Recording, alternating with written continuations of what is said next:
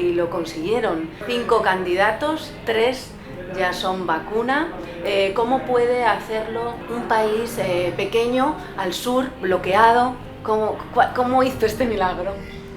A ver, yo creo el hecho de haber estado bloqueado tantos años ha hecho del cubano una persona que se propone metas grandes con pocos recursos, empeños en los que los tropiezos no llegan a ser un total tropiezo y la gente se las inventa.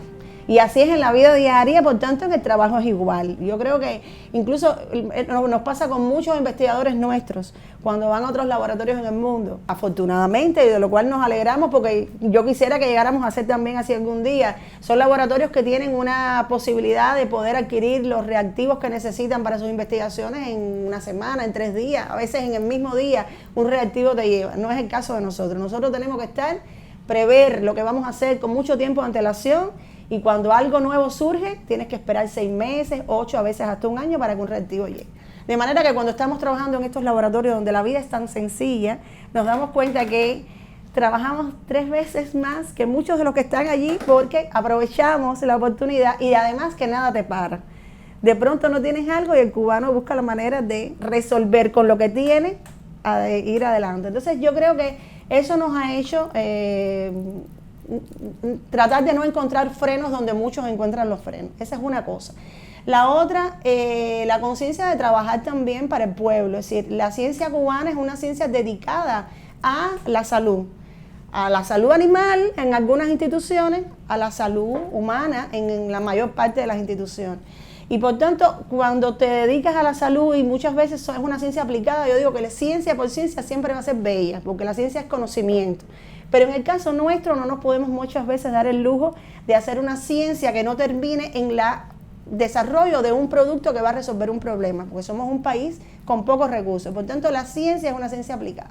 Cuando tú sabes que tú vas a hacer ciencia aplicada, que muchas veces ves desde que inicias que tu proyecto puede terminar en una vacuna, en un anticuerpo, en un péptido, en una solución a un problema de salud de una persona, que además algunos tienen la posibilidad de ver su idea llegar a ponerse en un hospital y ver a una persona mejorar por algo que hiciste. Eso es algo que te enamora y por tanto la vocación esa que se crea en la gente de hacer todo lo posible, bueno, pues está impregnada en la gente. Entonces yo creo que todo eso ayuda mucho. También es verdad que como tenemos pocos recursos, porque yo puedo estar contradiciéndome a mí misma, tienes pocos recursos, puedes hacer menos. Nosotros tuvimos que parar nuestras investigaciones. Y eso tiene que haber pasado en prácticamente todas las instituciones. Tuvimos que parar nuestras investigaciones en el resto de las cosas que estábamos haciendo para dedicar los recursos que teníamos en los refrigeradores a la COVID. Es decir, se atrasó la investigación en cáncer, se atrasaron los proyectos de los muchachos, se atrasaron las tesis, se atrasó lo demás para poder todo utilizarlo en la COVID. Es decir, si no hubiera sido por eso, hubiera sido imposible. Pero nosotros tuvimos, cuando fuimos a hacer las vacunas, reactivos que pedimos incluso para la producción. En este mundo que yo parecía que la COVID iba a llamar a la conciencia mundial y de que íbamos a darnos cuenta que un médico era lo más importante y un maestro era lo más importante, empezó el egoísmo a aflorar y el malo fue cada vez más malo, el bueno era mejor todavía, pero el malo era cada vez más malo. Y ahí nos pasó que nosotros mandamos a comprar reactivos para la producción que teníamos andando, que si el reactivo no llegaba en el momento que tenía que ser, paraba la producción de un antígeno vacunal, que aquí había en Cuba personas ya falleciendo también. Y nosotros fuimos bloqueados, como habíamos sido bloqueados siempre y más. Y se sabía que el recurso tenía que llegar a Cuba y reactivos, eso lo hemos dicho en otras ocasiones, reactivos que salieron, se compraban en Estados Unidos, porque a veces hay que burlar el bloqueo. Y salieron de Estados Unidos, dieron la vuelta al mundo y cuando se supo que venían para Cuba fueron bajados de un barco. Entonces es muy triste ver que eso es de esa manera. Por tanto, no nos quedaba de otra que parar todo lo que estábamos haciendo para que lo que estaba almacenado se dedicara a la COVID. Y lo otro fue poner a trabajar a todo el mundo en función de eso, ¿no? Entonces, tanta gente trabajando en función de lo mismo, con todos los recursos concentrados en eso, sabiendo conscientemente eso, el acompañamiento de la dirección del país. Nosotros tuvimos los científicos hicieron nacer muchas ideas, muchos proyectos de vacunas que podían salir de las manos de los científicos que ya habían hecho otras. Sin embargo, el apuro que teníamos como cubanos para hacernos soberanos porque íbamos a estar en la cola esperando por otras vacunas, hizo que nos hicieran un llamado de atención, hay que ir más rápido. Y el 19 de mayo tuvimos un grupo de científicos de estas instituciones, una reunión con el presidente Díaz-Canel y otros compañeros de la dirección del país, donde se presentan estos proyectos y se habla de las cosas que estábamos haciendo y se nos hace un llamado no íbamos a llegar con la primera vacuna, pero teníamos que llegar con la nuestra, había que llegar y había que llegar rápido.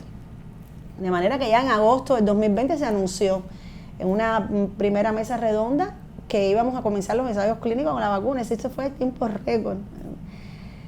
Olvidé decir, y no es feliz que lo haya olvidado, y es muy importante que lo diga, que en muchos lugares no solo es que tuvimos laboratorios de PCR, hicimos vacunas, generamos antígenos, sino que también abrimos espacios también en apoyo a salud pública de vacunatorios. Es decir, porque no era suficiente. Es decir, cuando ya se iban a empezar los ensayos de intervención, es decir, por supuesto no los ensayos clínicos, esos eran muy reducidos en determinados sitios, muy controlados, pero cuando empezaron los ensayos de intervención que se hicieron con personal de más riesgo, es decir, de la salud y de los propios centros de la biotecnología que estaban haciendo las vacunas, se abrieron vacunatorios alternativos a los que el sistema de salud tenía, que fueron certificados por el sistema de salud, tenían que cumplir con todos los requerimientos, y el SIN también aportó un vacunatorio que fue tan bonito que se convirtió después en un vacunatorio pediátrico, y fue un vacunatorio insigne porque además ahí se nos sumó incluso la belleza de la colmenita,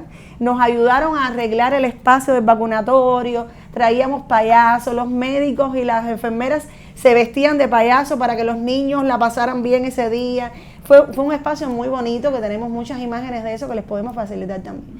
Pero bueno, eso fue otra de las cosas que hicimos, vacunatorio que funcionó por 2 años y medio, es decir, ahí vacunamos a la población, de hecho, en general, a los hijos de los trabajadores de muchas instituciones, a los trabajadores nuestros. De manera que yo creo que no quedó un trabajador de SIN que de alguna manera no tocara, ¿no? Enfrentar la pandemia y dar su contribución. Escuchándote hablar, dan ganas de agarrar esa frase de Martí que dice patria es humanidad y tras tocarla un poco diciendo ciencia es humanidad, al menos la ciencia cubana, ¿no? Al menos la ciencia cubana. Y ahí sería justo decir que ningún país del mundo pudo proponerse hacer vacunas si no tenía montada tecnologías, y por supuesto ningún país del tercer mundo, excepto Cuba, pudo enfrentar una cosa como esta. Es decir, Cuba, de hecho, muchos países desarrollados, como digo yo, tecnológicamente desarrollados, para ser más justos, pudieron enfrentar hacer una vacuna porque había que tener una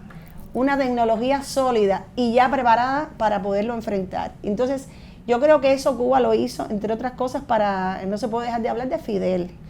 Fidel tuvo una luz larga desde el principio de la revolución, no solo en el desarrollo de la salud pública, sino la importancia que teníamos de ser soberanos en producir médicos y de convertirnos de hecho en el país que más médicos per cápita tenía, sino también acompañarlo de la ciencia, que acompañara también esa salud. Y yo creo que eso fue lo que nos permitió incluso, porque hoy tenemos 3 candidatos vacunales que se convirtieron en vacuna y 2 candidatos vacunales que justamente debieron convertirse en vacuna. Yo creo que la vida no nos permitió, pero tuvieron resultados también para hacerlo, porque teníamos incluso varias tecnologías montadas en diferentes instituciones. Y además hacerlo en paralelo porque no sabíamos si alguno iba a fallar, porque las vacunas no tenían todas por qué llegar a ser exitosas al final. Pero eso de hacer en paralelo varios proyectos en diferentes instituciones y unirse a las instituciones es algo que se vio esto nació 40, 50 años atrás realmente. Yo creo que ahí la luz del comandante fue esencial para eso.